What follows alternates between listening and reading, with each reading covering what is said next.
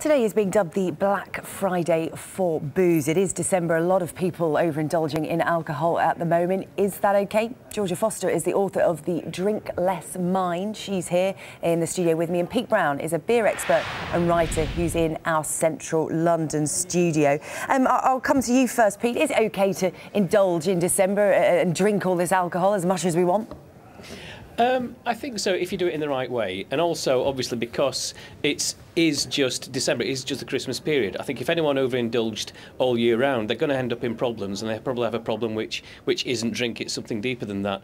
But we need these localised, highly specific, temporary occasions where we just let off steam, and that balances the kind of work and the rigours that we have for the rest of our lives the rest of the year round.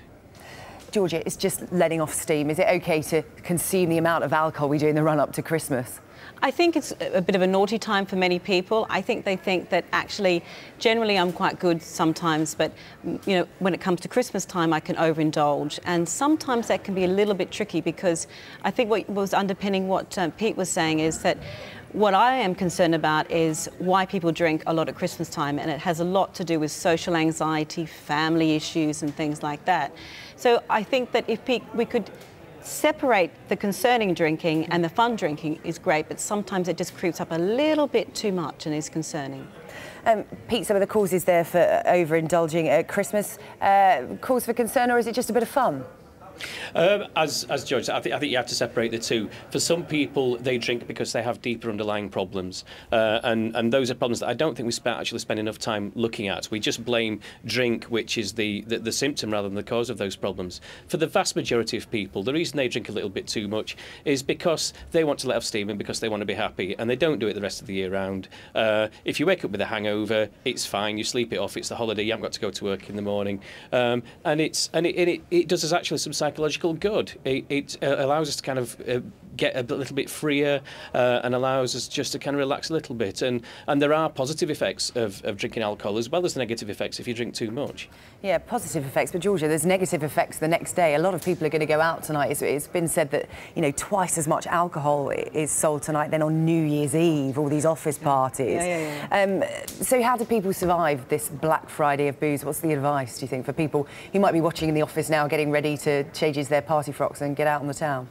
Well, I think the biggest top tip, and it really does work, is drink with your non-dominant hand. So it actually makes you drink a little bit more slowly.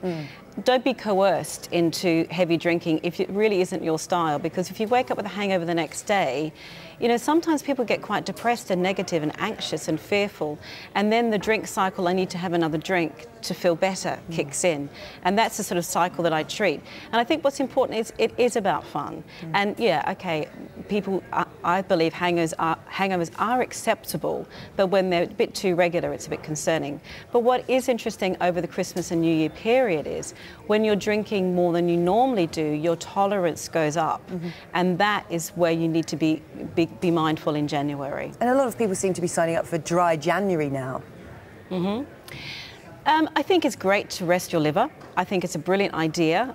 But my concern is when you kick into February and you think, oh, great, I can have another drink, I can start drinking again. Are you going to go back to the old habits? And if you are, that's when you need to think about your drinking. Pete, what do you think about dry January? Will you be signing up? I do dry January every year. I've done it for about 10 years now, and I personally find it very useful.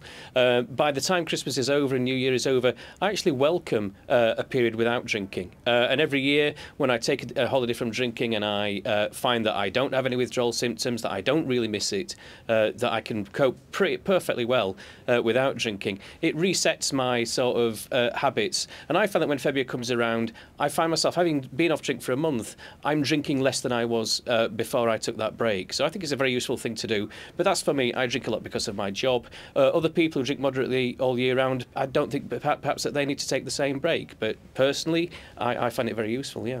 Georgia, do you find people are actually drinking more now in terms of more than they used to? It's more social drinking now, isn't it? I think for men and women, a big role in life is to de-stress at the end of the day. look, we all work hard, and I think it's important to understand that you know, a lot of the concerning drinking, they say, happens in the home and in the workplace and the pubs. And I think it's because we've kind of connected alcohol to relaxing and to de-stressing, and that's part of the issue here.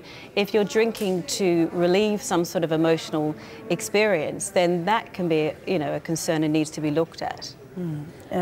Pete, as we go into this Black Friday, what would your advice be to people who are heading out tonight?